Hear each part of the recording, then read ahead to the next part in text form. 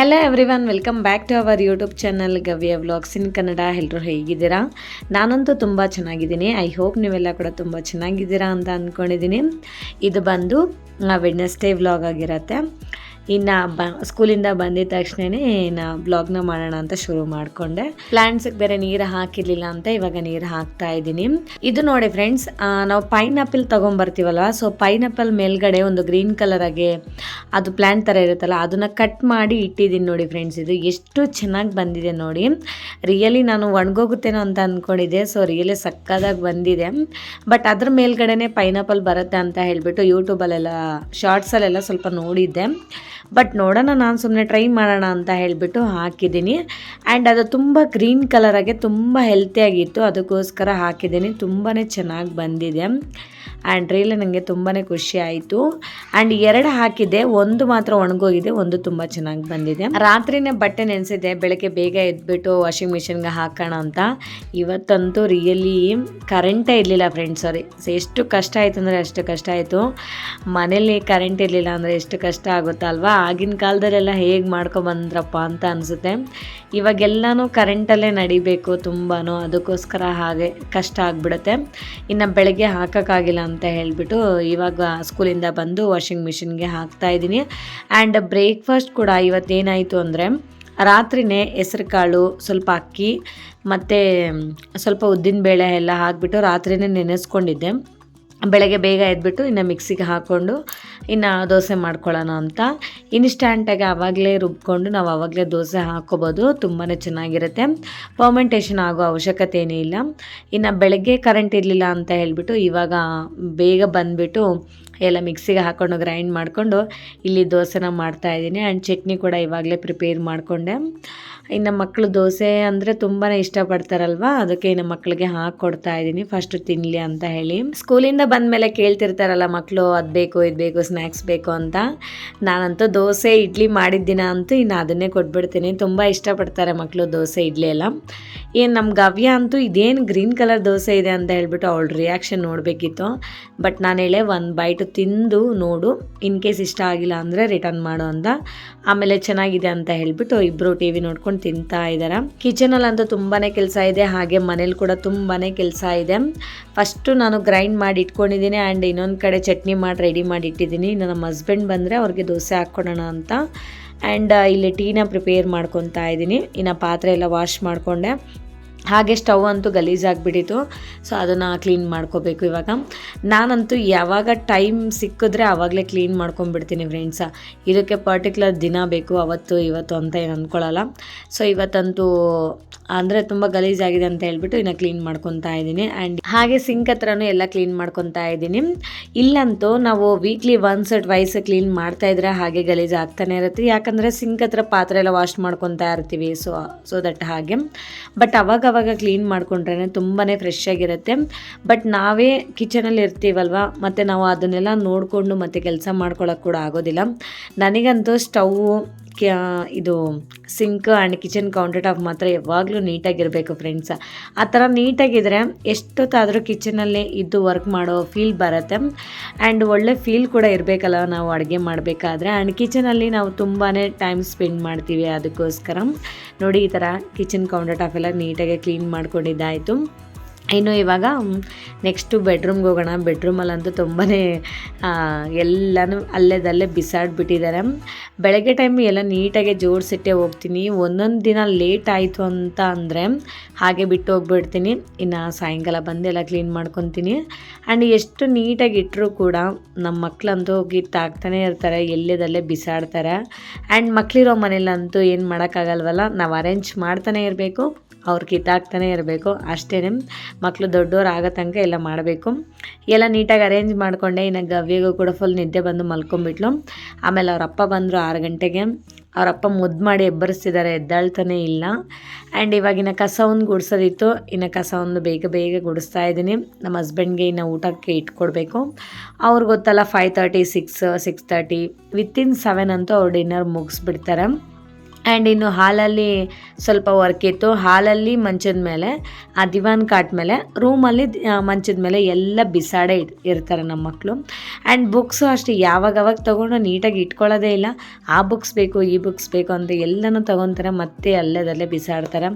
ನಾನು ಮತ್ತೆ ಜೋಡಿಸ್ಬೇಕು. ಎಷ್ಟು ನಿಧಾನಕ್ಕೆ, ಎಷ್ಟು ಪ್ರೀತಿಯಿಂದ ಹೇಳಿದ್ರು ಕೂಡ ಒಂದೊಂದ್ಸತಿ ಕೇಳೋದೇ ಇಲ್ಲ.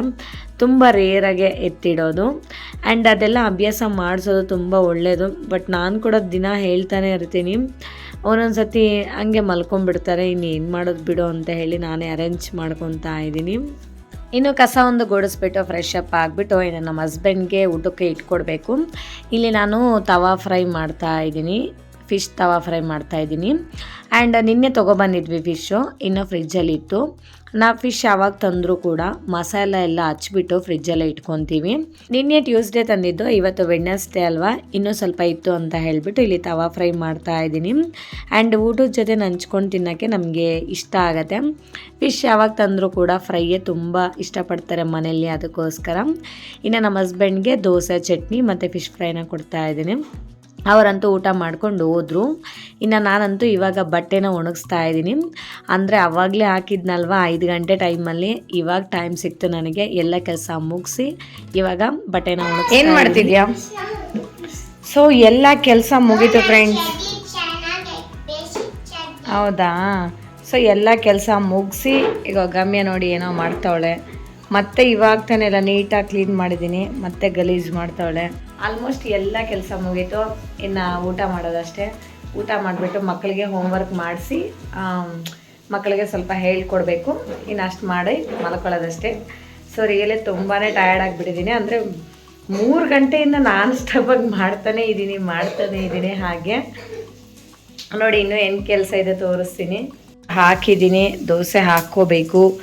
ಮತ್ತು ಕೊತ್ತಂಬರಿ ಸೊಪ್ಪು ತೊಗೊಂಡಿದ್ದೆ, ಇದನ್ನೆಲ್ಲ ಬಿಡಿಸಿ ಕವರ್ಗೆ ಹಾಕಿ ಇಡಬೇಕು ಫ್ರಿಜ್ಜಲ್ಲಿ. ಗಮ್ಮಿ ಏನು ಮಾಡ್ತಿದ್ಯಾ? ಏನು ಬೇಕು? ಫಿಶ್ ಬೇಕು. ಆವಾಗಲೇ ತಿಂದೆ ತಾನೇ? Did you practice for exam ಗವಿಯಾ? Okay, what is the exam tomorrow? Did you know? Wait, I will ask to her. Gavya ಹೇಳು ಬಂಗಾರಿ, ನಾಳೆ ಎಕ್ಸಾಮ್ ಯಾವುದು? ಅಯ್ಯೋ ಕೆಮ್ಮಾಗಿದೆ ಬಂಗಾರಿಗೆ. ಹೇಳು ಬಂಗಾರಕೊಂಡ, ಯಾವಾಗ ನಾಳೆ ಎಕ್ಸಾಮು? ಸಾರಿ, ಯಾವ್ದು ಎಕ್ಸಾಮ್ ನಾಳೆ? ಅಲ್ಲ, ನಾಳೆ ಯಾವ್ದು ಎಕ್ಸಾಮ್ ಹೇಳು, ಯಾವ್ದು ಹೇಳು ಬೇಗ.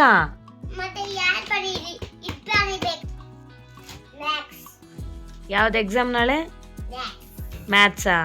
ಮ್ಯಾಥ್ಸ್ ನಿನ್ನೆ ತಾನೇ ಬರ್ದಿದ್ಯಾ? ನಾಳೆ ಎಕ್ಸಾಮ್ ಯಾವ್ದು ಹೇಳು. ಇವಾಗ ಏನಕ್ಕೆ ಪ್ರಿಪೇರ್ ಆಗಿದ್ದು ನೀನು? ಆಗಿದ್ದು ರೈಮ್ಸ್ ತಾನೇ? ನಾಳೆ ಕಲರಿಂಗ್ ಆ್ಯಂಡ್ ರೈಮ್ಸ್. ಓಕೆ, ಚೆನ್ನಾಗಿ ಕಲರಿಂಗ್ ಮಾಡಬೇಕು, ಅರ್ಥ ಆಯ್ತಾ? Or else you will not get good marks. Okay, deal?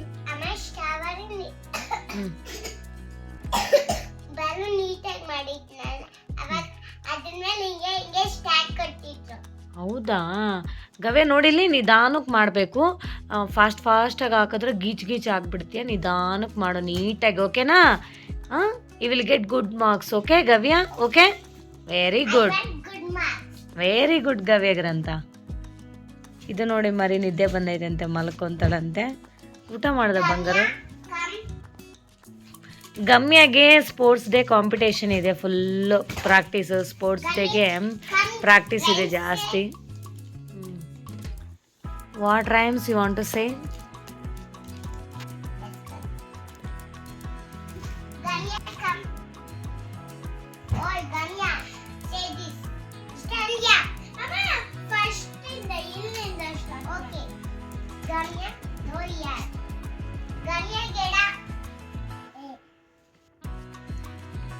ಯಾವ ಬುಕ್ ಗವ್ಯ ಅದು? ಯಾವ ಬುಕ್ ಅದು? ಅದೇ ಯಾವುದು? ಮ್ಯಾಥ್ಸಾ, ಇಂಗ್ಲೀಷಾ, ರೈಮ್ಸಾ? ಯಾವ ಬುಕ್? ರೈಮ್ಸ್ ಬುಕ್ ಅದು. ರೋಜಸ್ ರೆಡ್ ಹೇಳು ಬಂಗಾರಿ, ಹೇಳ್ಕಂದ ಒಂದೇ ಒಂದು ರೈಮು. ಹೋಗಂಗಾದ್ರೆ ನೀನು bad ಗರ್ಲು.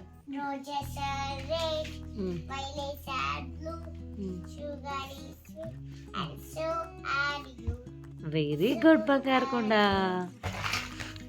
Greedy dog ಹೇಳ್ಕಂದ.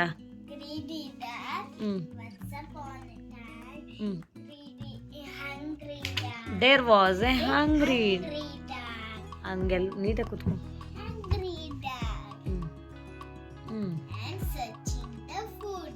Hmm. And finally, ಹ್ಞೂ and seeing the dog. Hmm. And throw it the ಹ್ಞೂ meat.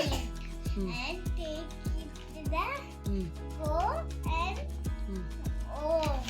ಹ್ಞೂ And there is a bridge. ಹ್ಞೂ See, there one more dog is there. Okay, okay. One more dog is there. And it fell down in the water. And sadly said. ಹ್ಞೂ And fell down in the water. ಹ್ಞೂ Don't be ಹ್ಞೂ greedy. ಹ್ಞೂ what is the moral of the story is We should not be- should not be greedy. Greedy. Very good. ನಾವು ಗವ್ಯ turn. ಸಿಟ್ಟು ಬಂದ ಇವಾಗ. ಸರಿ ಬಿಡು, ಆಯ್ತು ಹೋಗ್ಲಿ. ಗವ್ಯ ಅದು ಸೊ ಗಮ್ಯ ಅಂತ ಸ್ಟೋರಿ ಹೇಳಿದ್ದಾಳೆ. ಗವ್ಯ ಇನ್ನು ಕೇಳಲಿಲ್ಲ ನೋಡಿ. ಗವ್ಯ ಮುನಿಸ್ಕೊಂಡಿದ್ದಾಳೆ ಇವಾಗ. ಗವ್ಯ ಹತ್ರ ಸ್ಟೋರಿ ನೆಕ್ಸ್ಟ್ ಟೈಮ್ ಹೇಳಿಸ್ತೀನಿ. ತುಂಬ ಚೆನ್ನಾಗಿ ಹೇಳ್ತಾರೆ ಇಬ್ಬರು ಕೂಡ ಸ್ಟೋರೀಸು. Okay, boy friend. ಇವತ್ತಿನ ಬ್ಲಾಗ್ ಇಲ್ಲಿಗೆ ಎಂಡ್ ಮಾಡ್ತಾ ಇದ್ದೀನಿ. ಇಷ್ಟೇ ಫ್ರೆಂಡ್ಸ್ ಇವತ್ತಿನ ಬ್ಲಾಗ್.